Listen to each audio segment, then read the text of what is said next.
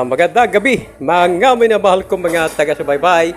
At dito ako, naglilibot ako dito sa mga kamag-anak ko dito sa bayan na Lubo. At ito yun. At isa ito sa napuntahan ko ngayong gabi.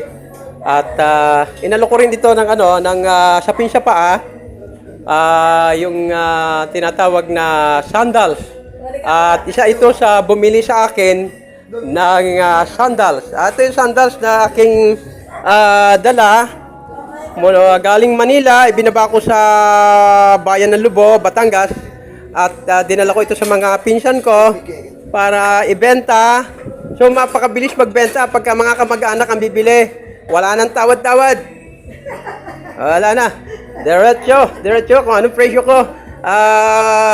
Yun ang presyo. Minsan, bigyan ka pa nga eh. Minsan bigyan ka pa nga ng So, pakakainin ka pa. Eto, hinanda. Kasi piyesta ngayong Mayo 9 Agis ay piyesta sa bayan ng Lubo. 8 sa bayan ng Lubo at sa Barangay Lagadlaren, Lobo, Batangas ay 9 at Agis ang piyesta. So, halos lahat ng bahay dito sa bayang ito, sa barangay na ito ay may handa. Ganon dito sa Batangas.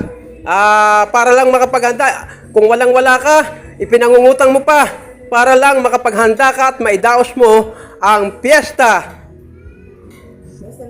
At ito, ayan, kaya ang aming ulam, kakain ako ngayon dito. Ang dami kong kinakain. Pang ilang kamag-anak ko ng kinainan to.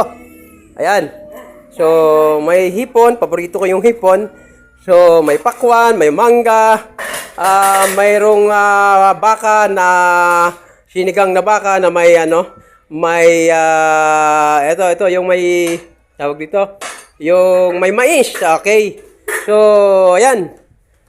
Ayan na kanya hipon na pinatuyo. Ay, napakasarap niyan. Malalaki yung hipon. Okay. So, ito yun. Ayan, ito. Ayan. So,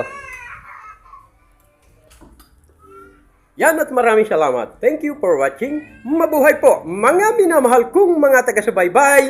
Please, like and share po.